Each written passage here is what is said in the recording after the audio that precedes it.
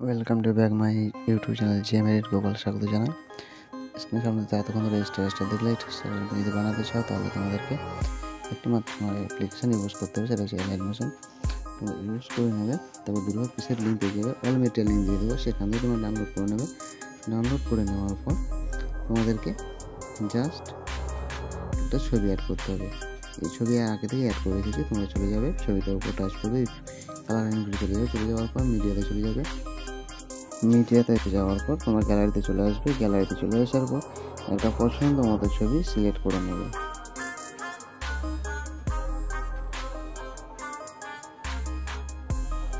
এভাবে পছন্দ মতো ছবি একটা সিলেক্ট করে নেবে, প্লাস চিহ্নটা টাচ করবে, তাহলে তোমাদের ফটোটা অ্যাড হয়ে যাবে।